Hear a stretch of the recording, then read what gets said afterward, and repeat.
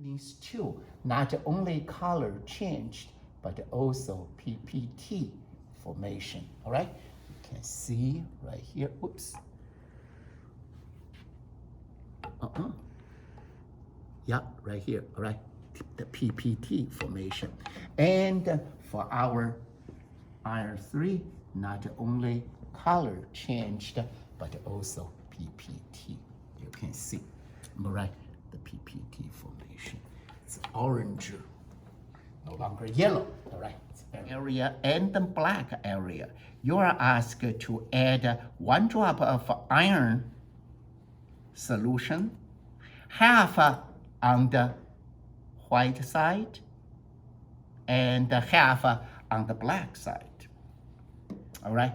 And then place 1 drop of a reagent, which is ammonium sulfate, on top of it. So you simply add like so. All right. Okay. And then immediately you see, white PPT formed. And the black side shows much, much better, right? Okay, very good. So give a stir 3 times one direction, 3 times another direction, right? Very well. Okay.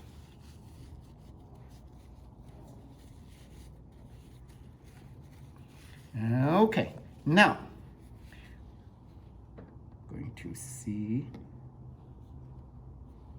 calcium. All right. Right here, 1 drop calcium. Beautiful. And then place sodium carbonate.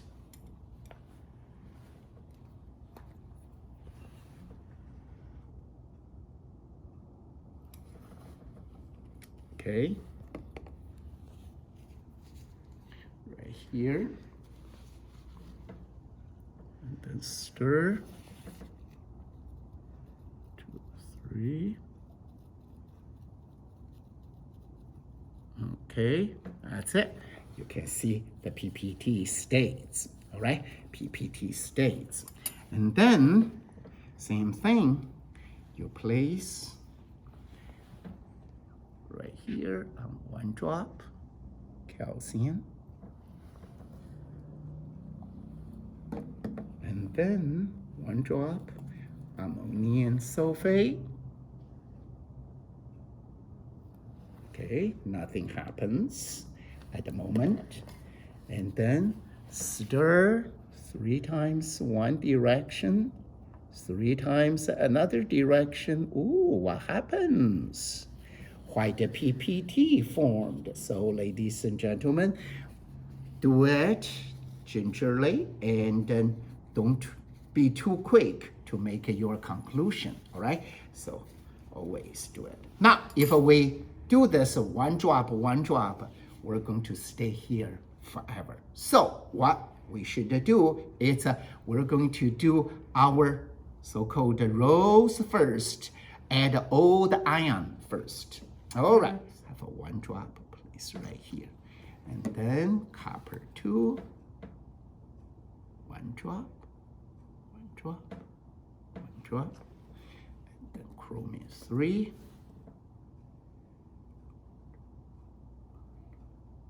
Drop, beautiful. And then nickel 2.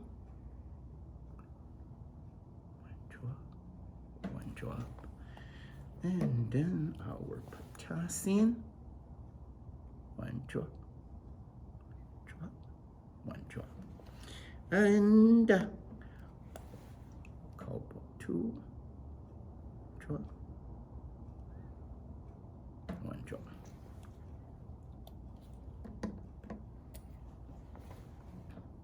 Sodium ion.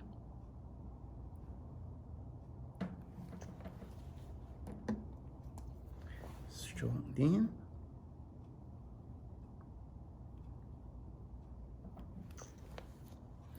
And then manganese.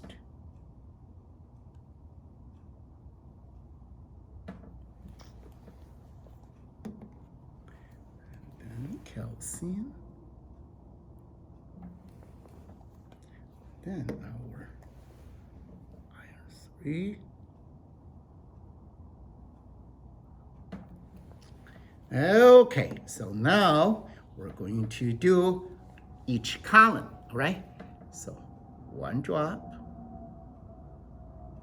one drop, one drop, one drop, drop, drop.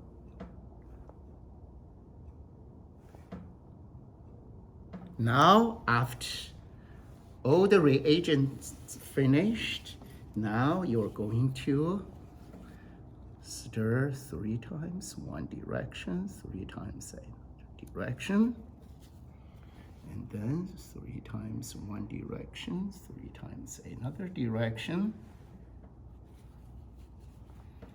and then 3 times one direction, times another direction, and then 3 times one direction, 3 times another direction, and then 3 times another direction, and then 3 times one direction, 3 times another direction, and then 3 times one direction times another direction, 3 times direction, it's another direction, and then 3 times direction, 3 times another direction, and then record yours, all right? And then you do this for every single one. And then now we do the second column. Will be one drop, one drop, and one drop, drop.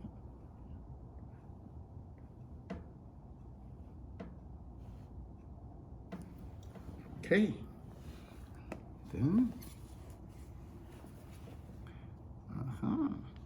PPT. Oh, beautiful PPT. Oh, beautiful PPT. And beautiful PPT. Nothing. Oh, gorgeous. Look at that pinkish. 3 direction, 3 wait, other direction. You can see very well if color changes, our white side shows much better, but if there is a PPT, the black side shows much better. All right, so that will be it. And then for our last column of the patch, we have one drop, one drop.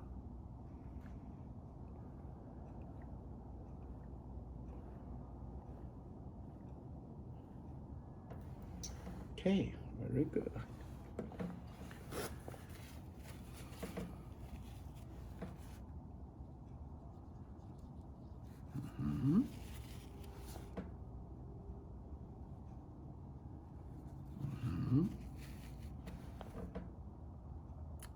Okay, you can see PPT. Gorgeous.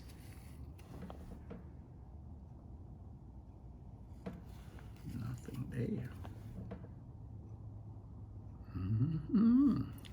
Look at that.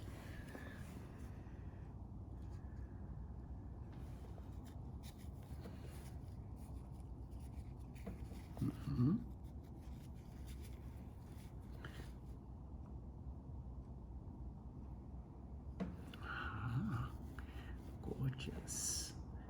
The calcium, look at the calcium, that's already and then now our iron 3, beautiful. Okay, so now you can see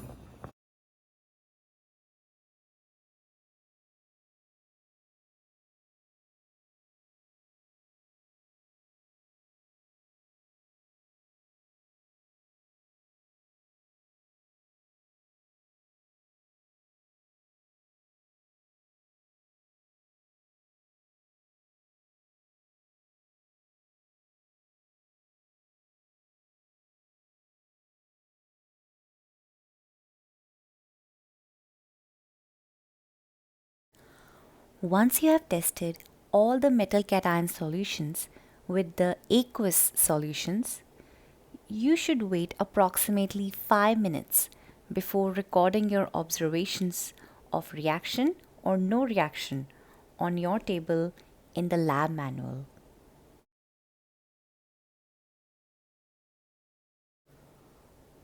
For a reaction of sodium hydroxide or NaOH with a few metal cation solutions, your professor will explain to you why we cannot record what we are observing.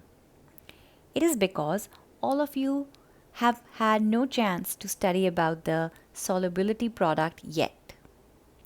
For today's experiment, the changes indicated by your professor will make no difference to the classification result also. Your exploration is now complete. The test tube contents should be placed in the appropriate waste containers. Your professor will now use these observations to classify the 11 metal ions into different categories.